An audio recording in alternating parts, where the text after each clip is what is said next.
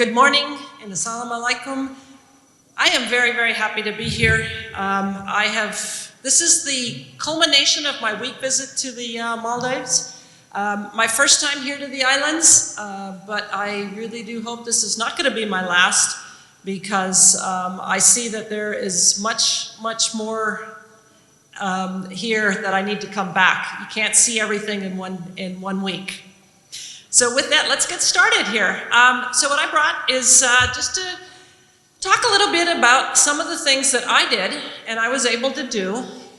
But what I want y'all to just think about is to realize that I had these opportunities, but there's the same thing for many of you. Maybe not to fly in space, but that doesn't mean you can't have a successful career.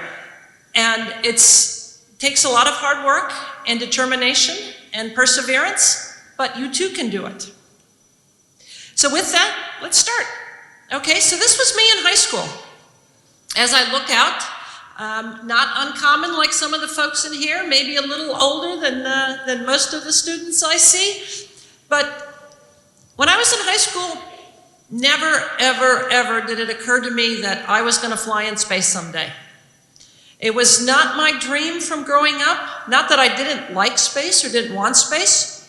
We had astronauts back then, but it was just not something that I thought was in my future. I didn't live near a space center, and we only launched rockets, every so often. And okay, so yeah, there is a space program out there.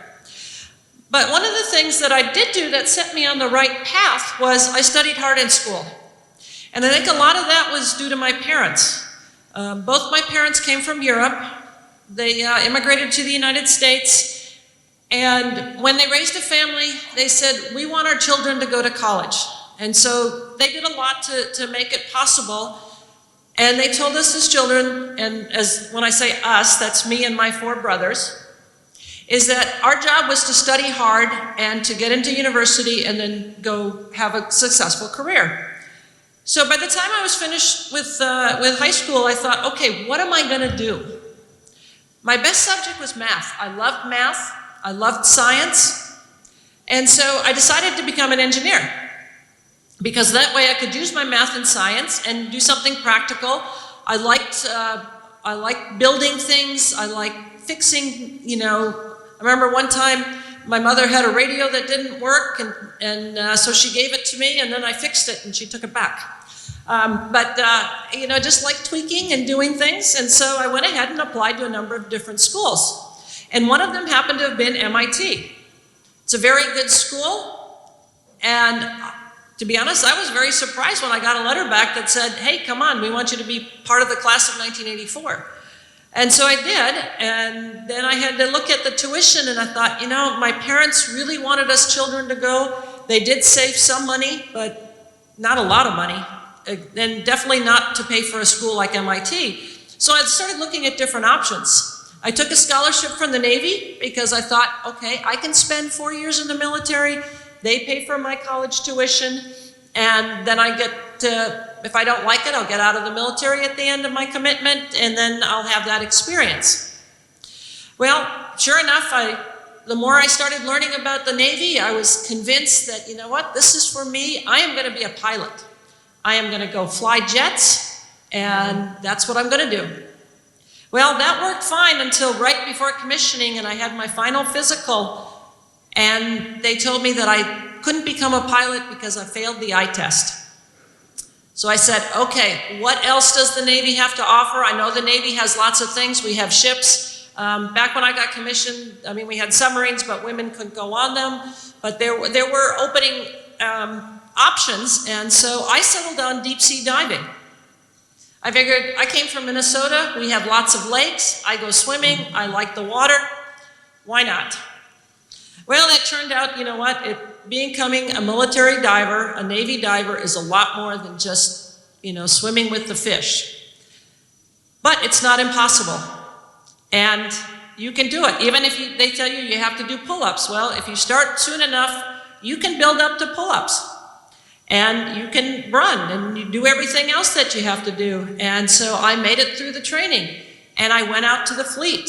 and I was fixing ships underwater. I was doing salvage work. I loved working with sailors. I hope they liked having me as their officer. But everything was good until then I met another officer who was talking about the space program. He wanted to be an astronaut.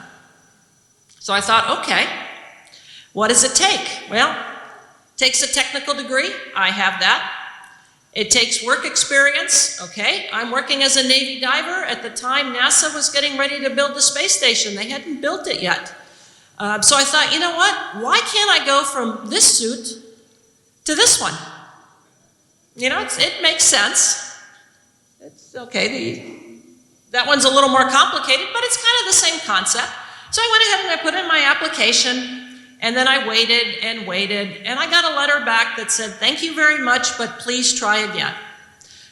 And yeah, I was a little disappointed, but by this point I started meeting lots of people that were trying to become astronauts, and I found out that, you know what, a lot of astronauts don't get selected the first time. Many of them have to apply multiple times. It's just all a matter sometimes of not having the right experience or not having the discipline that NASA is looking for at a certain time. So I said, okay, I'll just apply again. I still have my job. I like my job. I'll keep doing it, and I'll apply a second time. And then, sure enough, the second time is when I got through the whole process, and I got a phone call from NASA that said, please come on down to Houston. And so I did. Made 2 space shuttle flights. And before I get too far ahead, this was my. Okay, there we go. There's my second flight. This was STS-126 in November. Director. Yeah, go ahead, Mike. Okay, Fergie, vehicle's in good shape, the weather's beautiful, and so on behalf of the entire shuttle launch team, good luck, Godspeed, and have a happy Thanksgiving on orbit. Kudos to your team, Mike. It's our turn to take home improvement to a new level after 10 years of International Space Station construction. Endeavor's ready to go. Copy that. Thank you, sir. Endeavor OTC, close and lock your visors and initiate O2 flow. That is in work. All right, we'll do it. Get a quick comm check.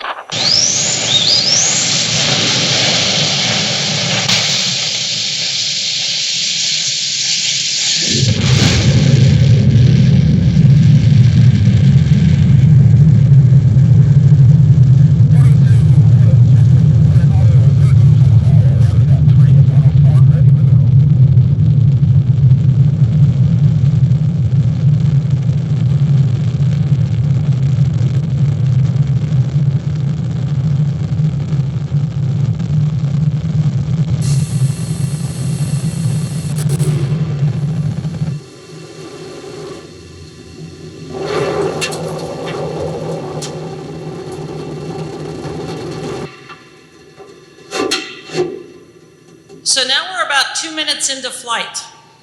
The main engines, we're not there yet. Got another 6.5 minutes. So it's 8.5 minutes from liftoff to being in orbit.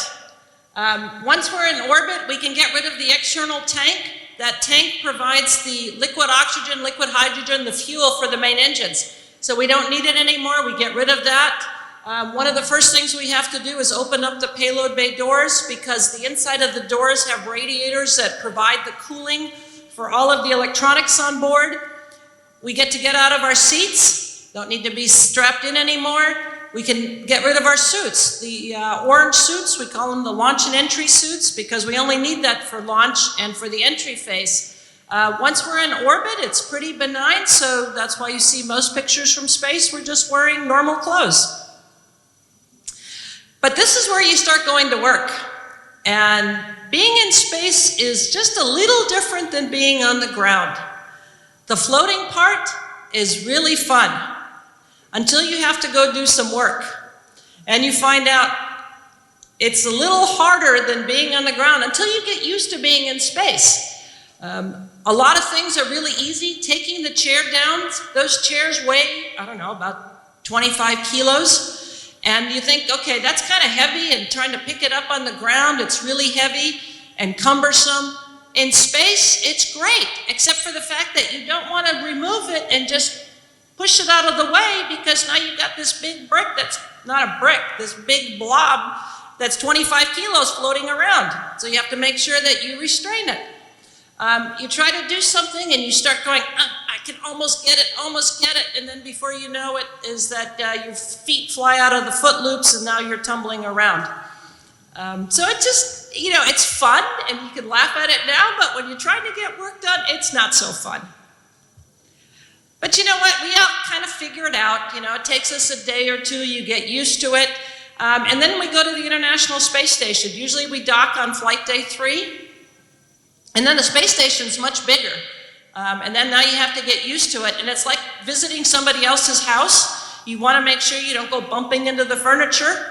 And so you start moving around really slowly. By the end of the mission, you get really good at going from one end of the space station to the other because it's much, much bigger than the inside of the shuttle. This is what the space station looks like after the last shuttle mission, and pretty much what it looks like today up in orbit. But on my missions, we were still constructing it. A lot of the modules in the front, on the right-hand side, there's a European module. On the left-hand side is a series of modules. It's a Japanese experiment module, the GEM. And those were installed in between my 2 flights. So it's kind of interesting. The first flight, they weren't there. Second flight, come back. Now the house is bigger. Station was much, much bigger. So to do this construction, what we would do is we would bring all these modules, separate pieces, up to space inside the shuttle's payload bay, the back of the shuttle. And then we would use the robot arms to attach it. And once we had it attached, then we would go out and do spacewalks and do all the final connecting. This is hooking up power cables. There's one for data, for cooling. And it's much, much easier just to have an astronaut do that than to try to make it all mechanized, so all you have to do is push one button from the inside. We brought up solar panels on the module, and this actually becomes a solar panel. But you can't bring a solar panel that's 30 meters long inside the shuttle's payload bay that's only 10 meters long. So everything is folded up and is nice and secure, and so we go out on the spacewalk and we start moving things out and putting in all of the different equipment in their final operating position, so then they could initiate the operation from inside the shuttle. And that's actually me on the end. And so when I got done swinging the arms out, I got to look over the side, and it is just fantastic to be able to look out and see the Earth going by and to have nothing else in my view. That was like the best view on the whole station at the time. My second flight, we didn't quite get to have we got those spectacular views, but we weren't building the space station. The second time around, we were a resupply mission. We had a cargo carrier that brought a lot of equipment to the inside of the space station, but on the outside, we had to go do repairs because something failed on the outside of the space station. And so the series of spacewalk was all dedicated to the repairs. And one of the things we had to do, because something broke, we had to provide lubrication. Grease doesn't work very well in space. And I found that out because one of my tools leaked. And in cleaning up the debris that it made, because you have to clean everything up in space, you can't just leave it or push it aside or anything else. If you see this little tool bag here in the front, we had lots of them. They're really handy. We have them on the shuttle, and we found out they're really great. You take them outside. You can put a bunch of tools inside. There's lots of tethers on them. And it's wonderful to use. Well, we had one that was in this box. I picked it up, wiped it off, and I let it go thinking, like all of our tools are tethered. Well, it turned out this one was not tethered. What happens when something's not tethered in space? It flies away, especially when you pick it up and kind of give it a little push. This was not my proudest moment in space. To lose a tool bag in space was a big deal. I thought for a moment, maybe I could jump and catch it, but then you realize that if you jump and catch it, you will probably make things worse. So whenever something bad happens, don't try to hide it. I can't hide this when you lose tools. Don't make it worse. So what do? You call the ground, you tell them what happened, and then by the time you finish the explanation of what happened, tell them what are you going to do about it. So you have about 30 seconds in the back of your mind to come up with a plan, because this happened 2.5 hours into the first of 4 spacewalks. So you can't just give up. You have to finish. So what do? Okay. Talked to my partner. We said, okay, we had duplicate tools. You have another grease gun. We just need the grease gun for the end. We'll use the wipes that we have. So there's plenty of grease on the wipes. They gave us some pre-greased wipes. We'll use that. Turned out that was far better way of cleaning up the debris that we had. It worked fine. We put new bearings in. And sure enough, by the end of the flight, they started operating this equipment. And it was going good, so that by about a month after the flight, everything was put back into operation. So, at the end, everybody was happy because we finished the job. Not happy that I lost a tool bag, but the important thing is, what do you do when something bad happens? And how do you handle yourself? And that's the real thing that people will remember. Yeah, they're going to remember you lost a tool bag, and they probably should, but the real takeaway is, how do you carry yourself after you have something bad that happens?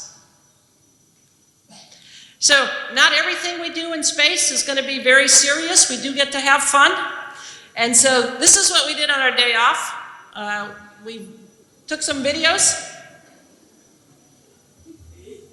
So that's the inside of the space station. So you can see that's a pretty big joint there.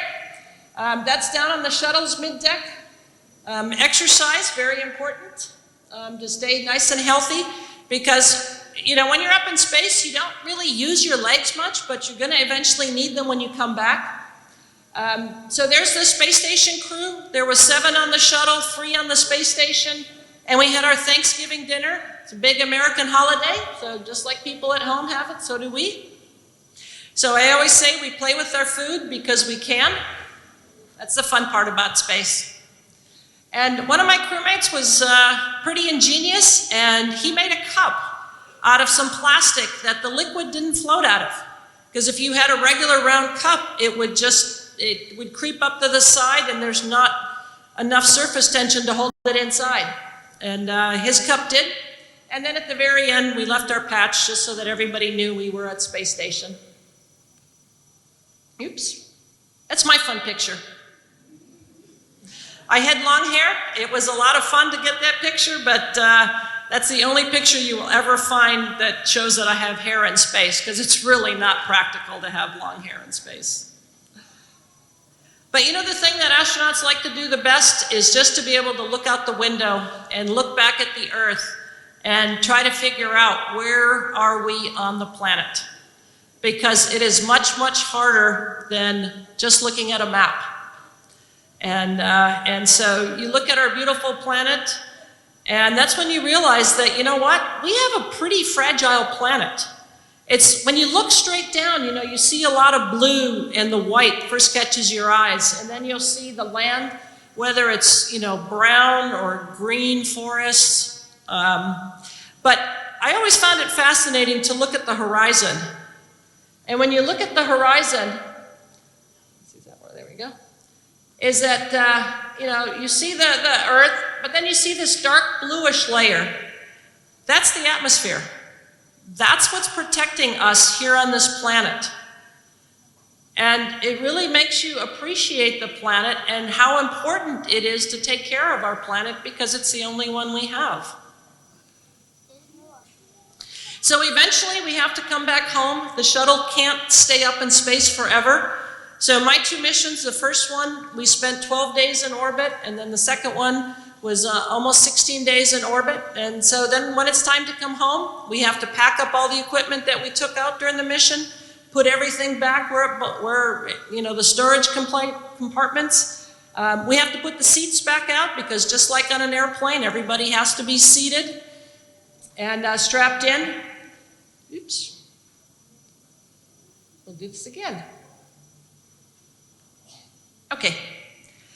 So on landing day, when we finally get the go from the ground to do our deorbit burn, which is firing the smaller engines to take us back to the ground, is we get everybody suited up. So it's important on flight day to make sure you didn't lose any part of your launch and entry suit. You put it all in one bag.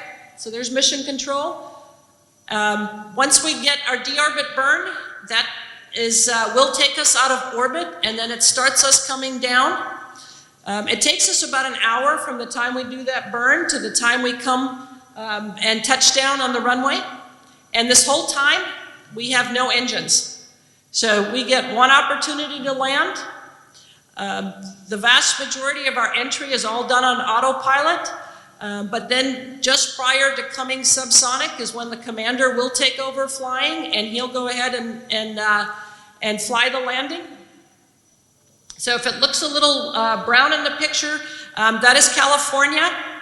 Ideally, we like the shuttle to land in Florida, where we launch from, because then it's very simple to just tow the vehicle to the processing facility. But weather was very bad for our landing day in Florida, so they sent us to California. Once we touch down, we deploy the parachute. It's just there to help us slow down, so we don't put as much of a load on the brakes. And then we'll continue and roll out to the very end of the runway. Once we're at the end of the runway and we'll stop, then we start shutting down some of the equipment on board the space shuttle, because a lot of the equipment the jets, for example, that we use up on orbit for attitude control work really well in space. On the ground, they're highly toxic and inflammable, so then we kind of have to wait. Once we get out, it's always interesting standing up for the first time after being weightless for 2 weeks. It's just a different feeling. Generally, most people, by about our third day back, most people will be back to the same, what we call our baseline. Now, that's for people that go on the shuttle. People that are up in the space station, it takes them much, much longer if they've been 6 months up in orbit. Oops, keep doing this too fast. Okay, when I was done flying in space, I did go back to the Navy for a while and basically got to do the same thing again. Working with sailors, fixing ships. Got to do some diving, which is not nearly as nice as diving here in the Maldives, I assure you. And so, as I always say, that's my story. And I would challenge any one of you to just start thinking about, what is your story going to be? What are you going to do so that in 10 years, 20 years, you can come back, you can stand up here on the stage and talk about all the wonderful things that you've done. But I say all of this, it just all starts with math and science. So I hope everyone enjoyed it. And I think Lance is going to come around with a microphone, so if anybody's got a question or two.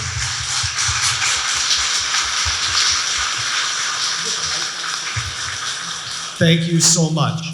Now, I know you're going to have a lot of questions, but as I mentioned before, we want to make sure that we save time at the end so you can take some photographs.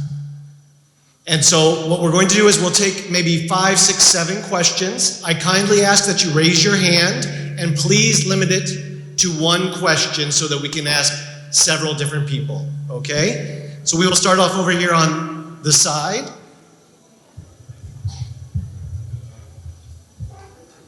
Have you been able to grow plants on space?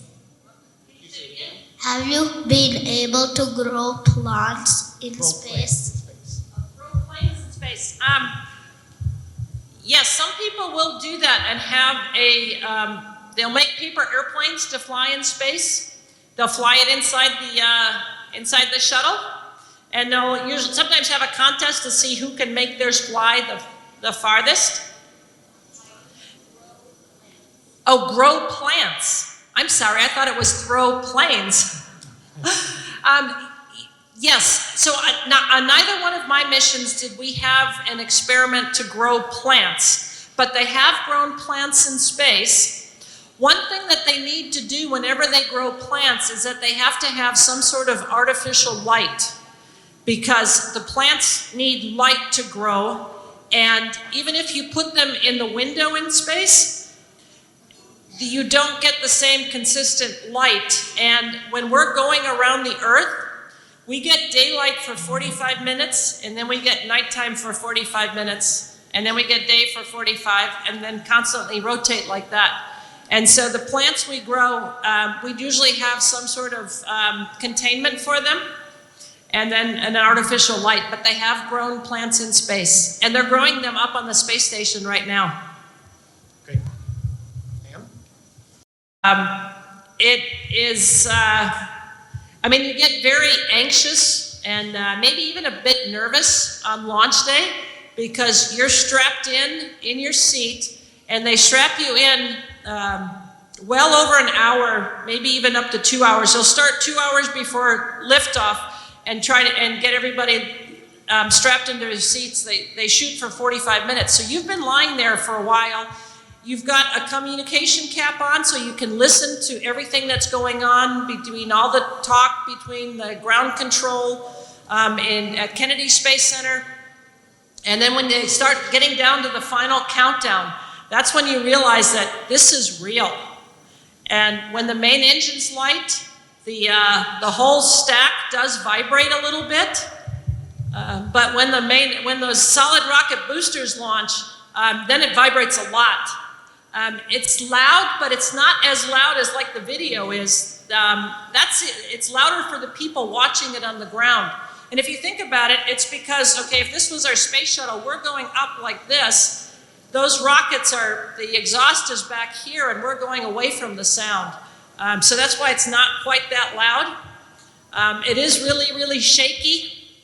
But it happens so fast, 8.5 minutes, and then all of a sudden it gets quiet because the engines shut off and there's no sound. And when you get out of your seat, you float. And that's just a wonderful feeling to be floating. Okay, so how does a rocket launch work? How does what work? How does a rocket launch work? How does the rocket parts work? Launch. How does the rocket launch How does work? the rocket launch work? Okay, so in a nutshell, you need both the main engines and the solid rocket boosters to get you into orbit.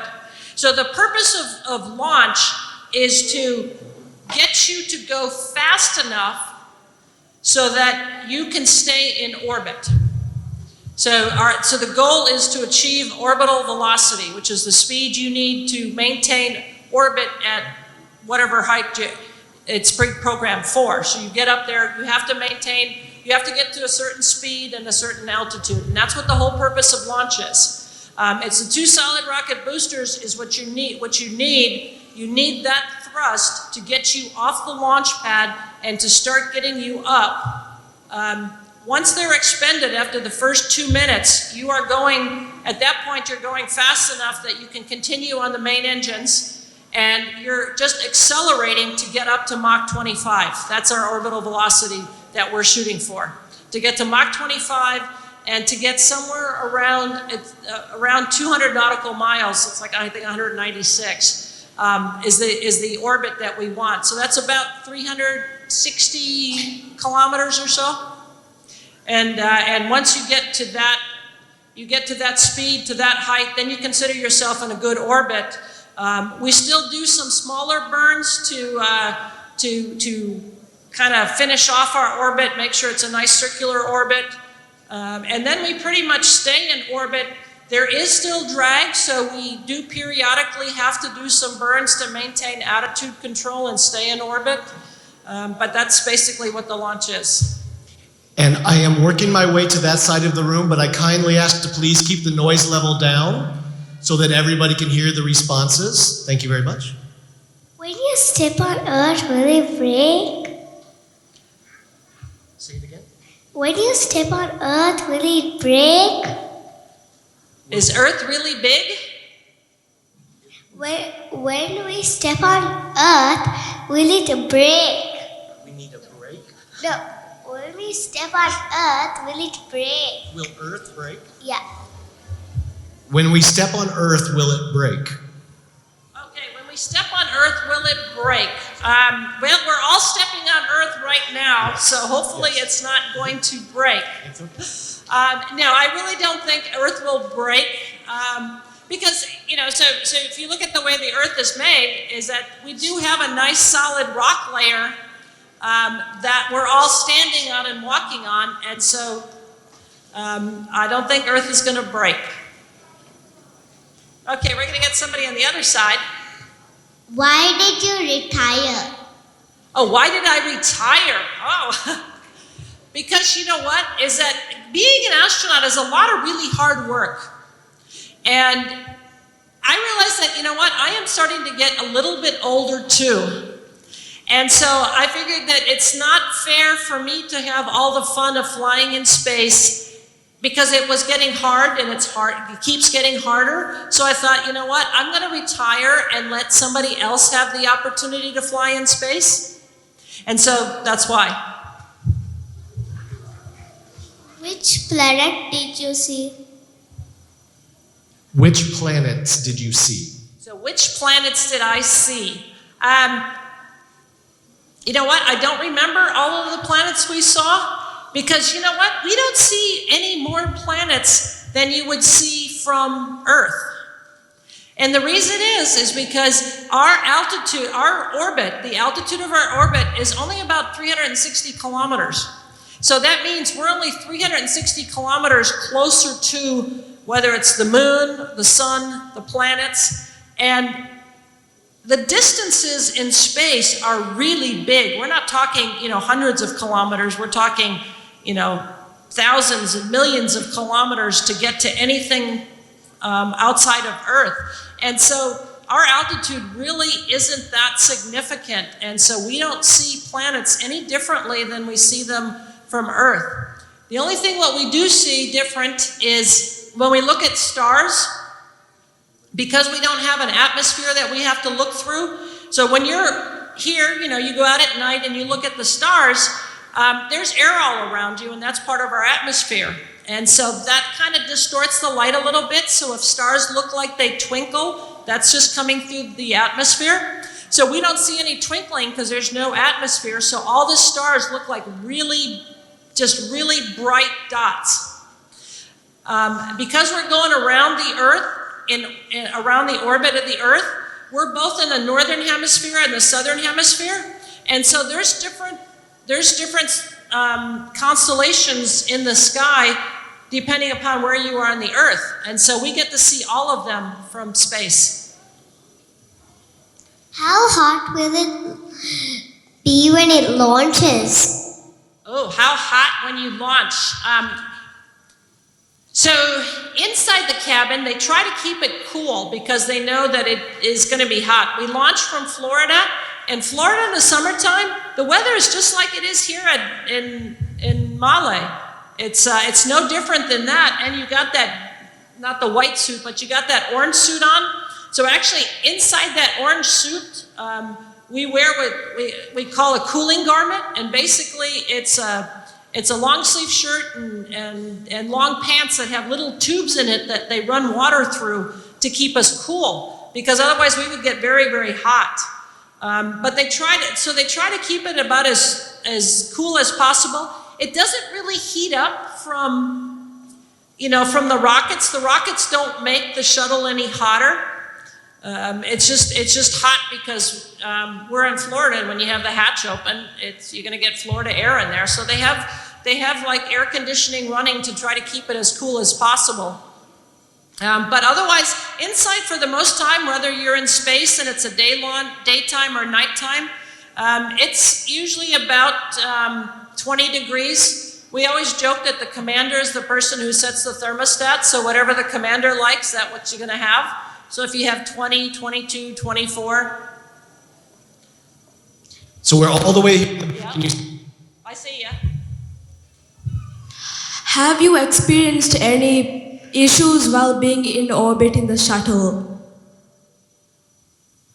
So did I experience any issues? Yes. So I don't think I had any issues. Probably the biggest issue that I had was if one of my crewmates got sick, which is not uncommon to get like a motion sickness. So think of motion sickness like, if you go out on a boat and it's a little rocky out there and the boat's rocking around and your stomach doesn't feel so good and, you can get to the point that you have to bend over the side of the boat and you throw up. The same thing happens in space, is that you get up there, the shuttle's not rocking, but your head thinks it's rocking because your vestibular system isn't reacting the same way it does on the ground. And so whenever that happens, it's not uncommon to get motion sickness. And I never got motion sickness in space, but I found out that if my partner was getting motion sickness and we were working together, I had to get away from him as quickly as I could. So that's probably the biggest issue that I had to face in space. Okay, where's Lance? All the way here in the back. In the back. How would you feel if the rocket is shaking? Okay, so how do I feel if the rocket is shaking? Because we know that the rocket is supposed to be shaking, because you have all of that, you have that solid rocket fuel, it's burning, and so we just understand that that is going to create vibration. You expect it. And so when you expect something, even though it's happening, and the shaking is not very violent, so it's not something that, makes you feel uncomfortable. It's just like, if you're sitting in a boat and you're going over waves and it's supposed to be bouncy and you expect it. So that's about the same way it feels in the shuttle.